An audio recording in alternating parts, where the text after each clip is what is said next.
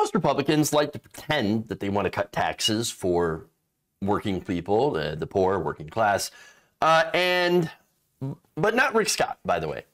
Rick Scott, when asked about taxing the poor, he says, yes, yes. I think I'll take my record against anybody's. I cut taxes and fees 100 times when I was governor. All right, I'm not raising anybody's taxes, but here's what's not fair. We have hardworking Americans. They're paying all these taxes. Our retirees pay them. Who's not? We've got some billionaires not paying it. And we've got people that want free government stuff, and they don't want to have any skin in the game. I mean, that's not fair. If people pay like even $100 in taxes a year, $10, or at least you know that's what it is, paying taxes, right. And you don't want people to get bankrupt. Obviously, just like what? I would be held accountable. I'm fine with yes, you're fine with. So I'm fine with accountability. You're fine of holding this up to the voters. Oh yeah.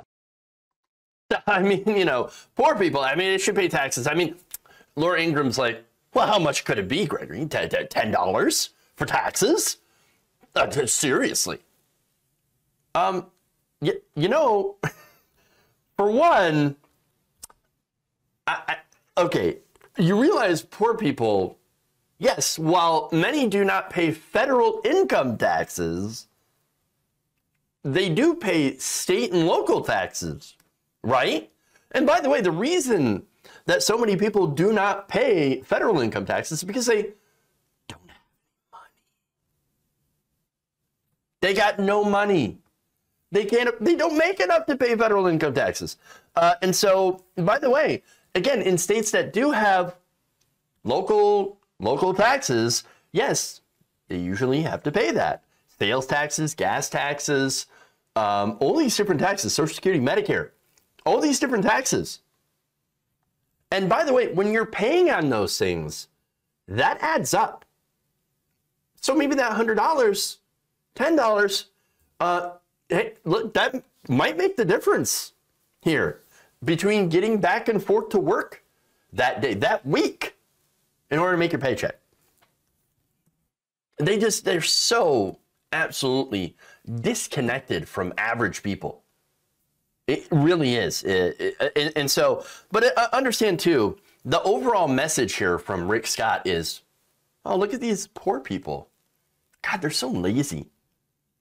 All they want is this free stuff. And they don't even pay any taxes. They got to have skin in the game. No, here, and by the way, he says it's not fair. Well, no, what isn't fair is having wages that are so low, so incredibly low for the average American that they, will work full time and they're still in poverty. I mean, that's insane. Again, the price of gas, for example, has gone up a lot. Again, a lot of it is a result of, you've got price gouging, of course, from corporations that have made $46 billion so far this year in profits. These are the most profitable large corporations in the country. So, you have people that are profiteering off the insane prices of gas as a result of the Ukrainian conflict. And of course, you also have food that's more expensive, housing that's more expensive, education that's more expensive, you have childcare that's more expensive, and yet, you've got all this inflation, and yet wages have not kept up with it. And yet, Rick Scott, who did Medicare fraud in the state of Florida, literally stealing from the taxpayers their tax money, well, he says, well, the poor need to pay more. Oh, really? Right. And by the way, he says that, well, he did mention, oh, well, there's some billionaires that don't pay taxes either, right? And my plan is gonna, my plan is gonna do something about that. Yeah, it definitely. Well, it turns out when you look at his plan, it doesn't do anything about that. According to a state-by-state analysis of Scott's plan, released on Monday by the Institute on Taxation and Economic Policy, they estimate that the poorest fifth of Americans under Scott's plan would pay 34% of the tax increases. Remember, he said that we're not going to increase taxes on anybody except that his plan literally will. And the next fifth of Americans would pay 45% of that tax increase. The poorest 40% of people in the United States would see an average increase in their federal income taxes of $1,000. While the richest 1%, you know how much they would see? Not a penny. Not a penny. Here's a breakdown. Take a look. So this graph, as I said, this is from the Institute on Taxation and Economic Policy, and it shows, oh, look at that. Oh, you have the poorest Americans that are going to have to pay more. And but the richest 1%, nothing, no increase in their taxes. Wow, look at that. But you understand, that's the so-called populist Republican plan. That's what he calls it. That's what Rick Scott says. Making the working class pay way more in taxes while leaving rich people completely unscathed. I don't know what's populist about that. I'm pretty sure he's probably reading the polls backwards or being more honest about his plan. Because look, hey, the people that he hangs around, rich people, the donors, well, it's pretty popular with them. And so, oh, look at that. It's a populist plan. Everybody I talk to loves it. No.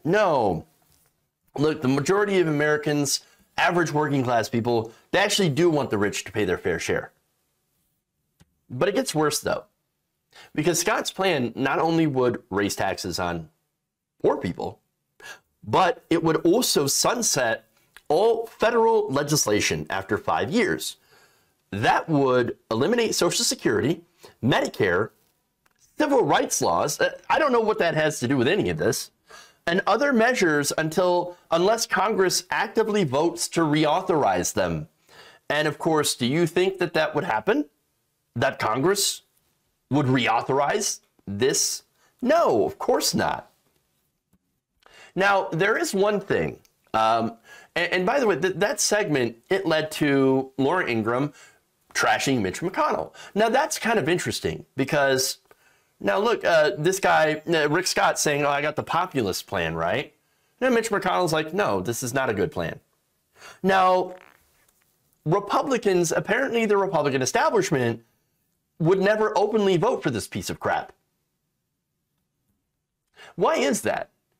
Now look, Medicare and Social Security happen to be incredibly popular with the vast majority of the American people, right?